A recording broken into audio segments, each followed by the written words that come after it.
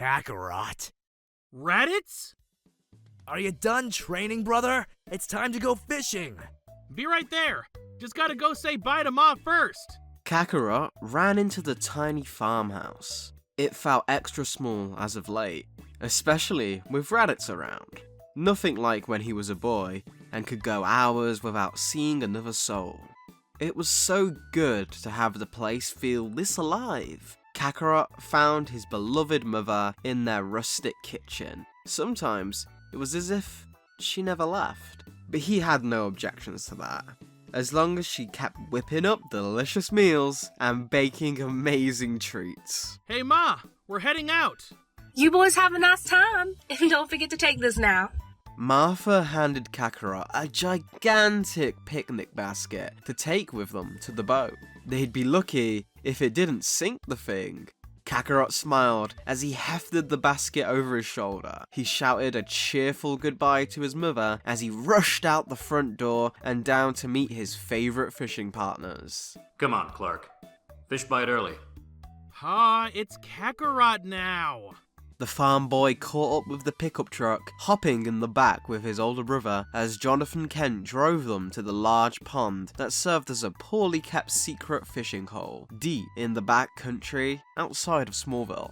The three had a lovely time fishing, or rather, attempting to fish. Kakarot and Raditz quickly found themselves in a brotherly quarrel over the food Martha had sent along with them, and the two being Saiyan siblings, their quarrel quickly erupted into a full-on battle. From the skies above to the very depths of the fishing hole, the two duked it out. While neither went all out, the powers they had achieved training together daily made even a light bout an awe-inspiring battle. You've never beaten me before, little brother, and this time won't be any different. The bacon sandwich shall be mine and mine alone. But bacon's my favorite. You say that about everything you eat. Well, they're all my favorites. That's not how favorites work. Double Sunday! Cannon! Jonathan had grown used to all this spectacle. He simply sat in the small boat, letting the shockwaves of the battle unfolding around him rock the farmer quietly to sleep, not even noticing the bobber on his fishing line sink deep into the water. These fishing trips were rarely any success, but Kakarot thrilled in them. Any chance to spend time with Jonathan and to spar with his brother, who was always showing him the path to a new level of strength. This truly was the perfect life he'd always dreamed of as a boy. So perfect, in fact, that he truly couldn't imagine anything better. As evening began to set in, Martha watched down the lane and saw the old pickup carrying her three boys home. It pulled up next to the house, beside a sleek black Lamborghini that looked about as out of place in Smallville as a hair on a biscuit. Kakarot recognized it instantly and leaped from the bed of the pickup, running inside. Bruce! It's good to see you, old friend. Bruce Wayne, the one and only Batman, sat in the kitchen of the Kent family home. Martha was setting out plates for dinner, of course, being sure to use the good china since they had such a fancy guest. Jonathan and Raditz soon came into the house, and everyone sat down for a nice home-cooked dinner. Kakarot kept everyone entertained, telling stories about their fishing trip. Did you actually manage to catch anything out there? Nope. I was just having too much fun with my brother and Pa. If by fun you mean eating all the food, then yes, we had a lovely time. Clark's good at a lot, but he's never had the patience for proper fishing. Pa? All this fighting you two do. Does it ever make you miss the hero business? Not really. Raditz is so much like me, but keeps getting stronger. I couldn't have dreamed up a better challenge. You'll surpass us all one day. Thanks to my training, of course. I might even teach you my double Sunday. The double Sunday. Is that the attack you used to destroy Bloodhaven and kill my boy? The room went dead quiet at that moment. Kakarot looked at his friend in shock. Raditz stood up in an instant, preparing to pounce at the brash remark. Jonathan, however, was on his feet first. He gave Bruce a stern look. This boy has been through a lot now, you hear? You're a guest in this home, and I won't have you talk like that, understand? I think it's best for you to go home now. Clark, see your friend out. Kakarot rose and escorted Bruce out the front door. As Bruce walked down the wood steps into the yard, Kakarot stood under the lone light of the port, his family remaining inside, but still visible through the screen door. The Saiyan was hurt, so deeply by the remark. He had no idea where it came from. This all felt so wrong. His best friend being so harsh to his brother. They'd moved past this a long time ago. Or he thought they had. Kakarot's memory was never the best. Why would you say that, Bruce? I can't believe you. I thought I actually got through that thick skull of yours. You were ready to become something more than a fighter. An inspiration, a true hero.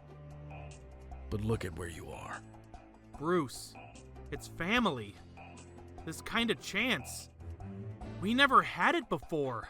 And why do you think that is? Wake up, Kakarot. Brother, come in. Stop talking to that imbecile. Once he's gone, we'll spar. Work out all that negativity he's brought up. Kakarot turned to go back into the house. His family was waiting, and it looked so warm and inviting. Bruce could stay in the cold night air. It was where he belonged. But as he reached to open the screen door, Bruce spoke up again. This may be the kind of life you think you want, but men like you don't get that. It may be what you deserve, but the world needs you out there. Not in here. And you know it. Clark, come in, son. That man's upset your mother now. Pa? I go by Kakarot now. Something about this was all wrong, but he couldn't quite tell what it was. Jonathan's comment about how upset Martha was, however, that tipped things. Kakarot reached out to try and sense his mother, but he only felt what he always did when he thought about her. The memory of her key, but not a new living one. He wanted to run inside, to embrace this family. Something in him screamed to do just that. But now that his senses were active, he could feel that something wasn't him. The urge to obey, however, it was immense. Go ahead. The world's strongest, resigned to a quiet life on a farm, one where he'll never want for anything. What a challenge that will be. At those words, the martial artist resigned himself to a sole action. He opened the door and grabbed his family in his arms. Ma, I've missed you so much. And Raditz, I'm glad at least you're here. You didn't have to be alone. Brother, what are you doing? Clark? We just never got to know each other is all. I'm sorry about that. I can feel this thing now, though. I know none of this is real, no matter how much I wish it could be. Kakarot began to cry as he tapped fully into his senses. He could feel the outside world now, and knew all he needed to do to reach it. Simply overwhelm this weight on his chest, push with a simple amount of power, and clear it. But to leave this fantasy behind was agony. Kakarot concentrated his energy, powering up to his limits, but his base wasn't enough. There was no escape through sadness, so he let it turn into rage. In a burst of fury, the Super Saiyan tore through the mental grip of the Black Mercy. On Warworld, Kakarot erupted into the golden aura of a legend, as Broly pulled the writhing plant from the martial artist's chest. He had been trying to for the last few hours, but whenever he used too much of his strength, he could feel Kakarot's life slipping away. Mongol had been trying to stop Broly, instructing Paragus to order the boy at first, but even that didn't work. Broly was focused on saving this new friend, who he had only spoken to briefly. He refused to make the same mistake he did with Flash and Moreira. Their example, the example of the Justice League, had inspired Broly to take a stand, here and now. But the torture Kakarot had just experienced was beyond description. The Super Saiyan screamed in rage as he shot forward in a burst of power and grabbed Mongol by the throat. What did you do to me? I fashioned a prison you couldn't leave without sacrificing your heart's desire. It must have been like tearing off your own arm. Burn! Kakarot blasted Mongol with what felt like a condensed supernova. The tyrant was formidable, but a Super Saiyan was beyond his comprehension. He coughed up from scorched lips, still very much alive despite the damage. He threw a punch with all his might, but the Super Saiyan battered it aside with just a second's fall. He was putting out more power. His anger was making him forget his training, and his muscles were beginning to swell, raising his strength dramatically at the cost of his speed. Yet here, it made no difference. Mongol wasn't an opponent who required something like that. A kick crashed against the martial artist's temple, and the only one who felt any pain was Mongol. A single punch of the gut was all it took to take the fight completely from the tyrant, allowing the Saiyan to hold him once again like the garbage he was. The warrior charged an even larger blast that would have vaporized Mongol, had Kakarot not just noticed the mass of people that were now watching them. In the time Broly was trying to save Kakarot, the people of Warworld had finally seen a task that their champion could not accomplish, and were mesmerized. Now, they saw a golden god holding their ruler like a helpless child. Kill him! Kill him! Kill him! Yes, kill him! Deliver my son and I from his wicked rule. Then you can lead us. A new Saiyan Empire can begin right here, led by the warrior of legend, the Super Saiyan. The rage of the Super Saiyan roared inside the martial artist. No, not the Super Saiyan. His. Just his. His failure to save a friend, his failure as a son, and his failure as a hero. He wouldn't repeat those same mistakes. He would change. No matter how difficult it felt, he would try to be better.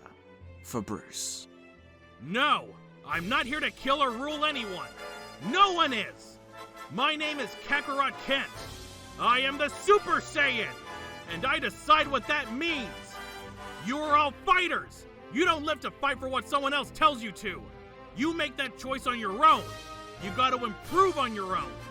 No one here is a slave! You're warriors! With his final declaration, he tossed Mongol to the ground. The fallen tyrant's fate now left to his once enslaved people. Phew! Was that a little too much? Honestly, I didn't really know what to say. I much prefer action to talking. By the way, what's with all the weapons around you? I was trying to save you. Mongol wanted me to stop.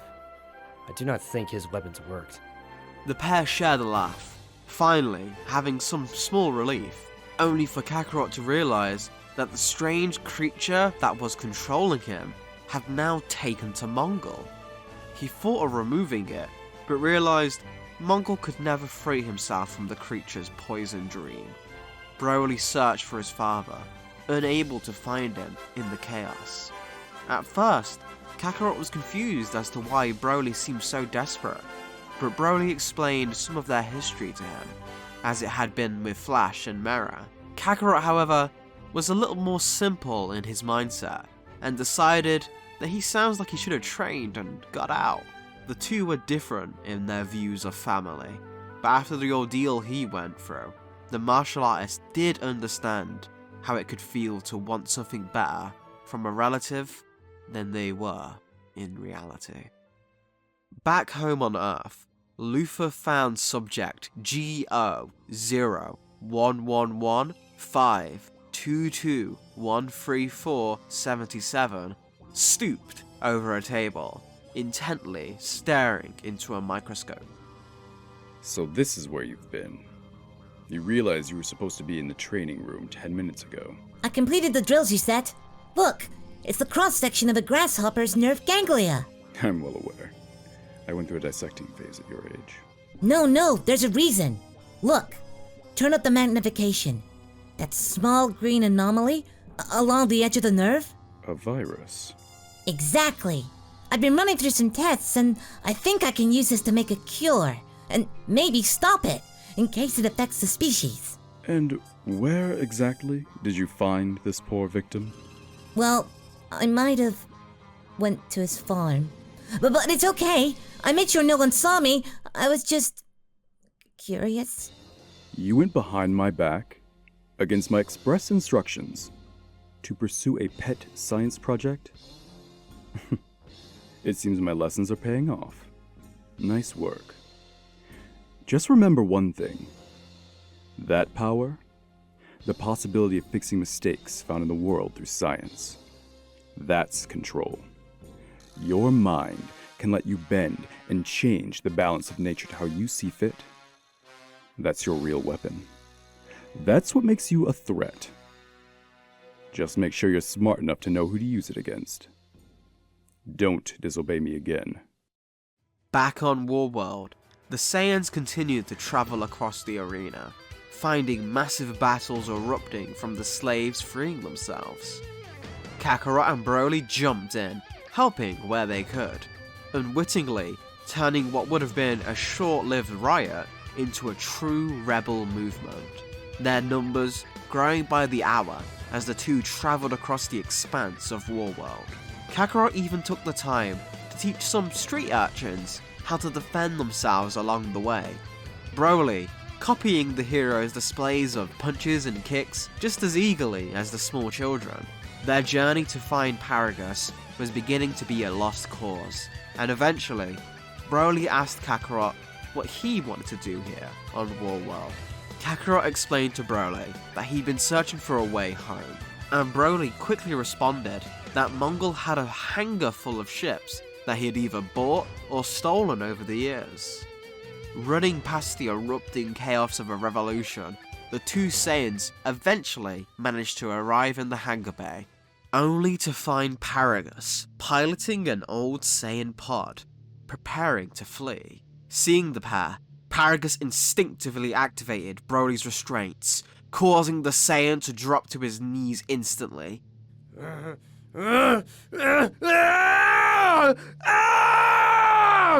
Kakarot looked at the restraints in confusion. Something that simple shouldn't have an effect on the power he felt from Broly. Really? I didn't think something like that could hurt you since you're so strong. Broly curled up like he always had, ever since he was a boy. But Kakarot's words made him realize something. Something he should have figured out a long time ago. He wasn't a boy anymore. The weapons that Mongol had used contained much more power than these restraints. He realized what hurt so much in that moment wasn't the pain of a shock, but the betrayal conditioned in him by his father. Broly rose slowly to his feet, no longer whimpering like a child, but standing as a Saiyan warrior. I will not be controlled. Ever. Again. Broly shot towards his father and grabbed the space pod out of the air before it could escape. He clutched it, struggling against the engines till they bent to his fury. A lifetime of rage at his father was now unleashed. He dug his fingers into the pod and ripped it in two, catching Paragus before he hit the ground. Kakarot saw the energy fuming off Broly, and rethought his statement back in the ring about being able to take him in a fight. But he had gotten to know Broly quite quickly, and was sure that the big guy just needed some calming down. Hey Broly, no matter what's happened, I feel like it's no big deal. What? Everything that's happened here, it'll all turn out fine, I'm sure. Just look at everything we saw on the way here. Besides, your paw isn't all bad, right? The old warrior was in awe at the simplicity behind the myth's words. He had been told the Super Saiyan lived for war, for death, and for violence. Perhaps this had been the lie of the king as well. Who could trust legends spoken under his rule? Despite wanting to be free, the general had still acted on Moreworld like he had always done while serving under King Vegeta. The prophet of the Saiyan race was speaking to him, and only a fool would hold on to the words of a failed king when faced with a legendary god. The Super Saiyan. In all my years, I thought it was just a myth, just like my own boy. You should kill me, Broly, for all I've done. I never expected anything more from this life but to see the warrior of legend appear before you. You deserve more than this. You are destined for greater. You should rule the universe. Father, I will not serve you anymore! I do not want to rule or fight. I just want... It's fine, Broly. You don't have to answer to me anymore. Go. Find your own fate. Paragus was set on the ground, exchanging only a glance with Broly, before blasting off back into the heat of the chaos, joining in the erupting world-scale revolution. The old warrior had made this planet his home. He would live and die here, on his own terms. You okay? I never really got to know my dad that well.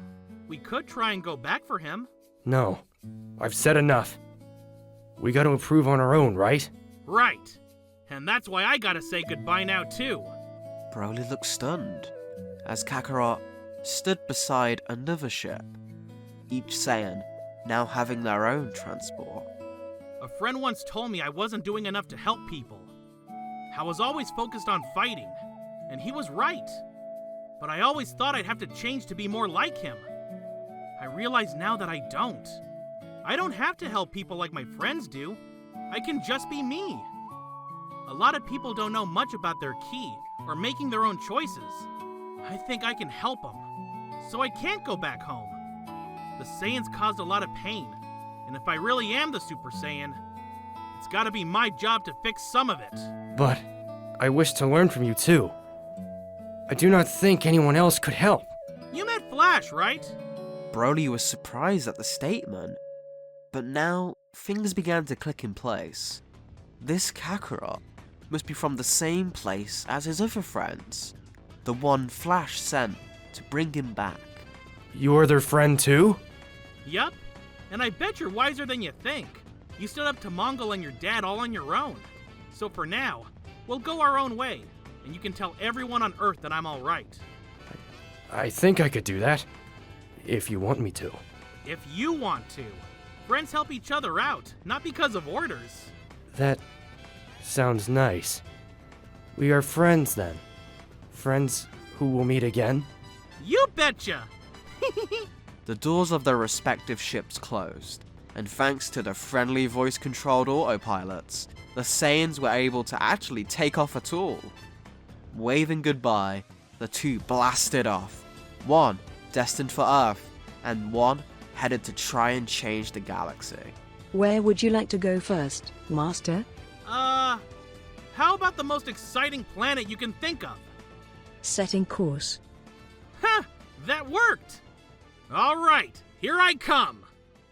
Hey all, if you enjoyed this, then be sure to head on over to our Patreon to help support the team. With your help, we can get more actors like the fantastic crew of this episode, some more art, and even some animations. There's a ton of fun perks, including access to episodes early.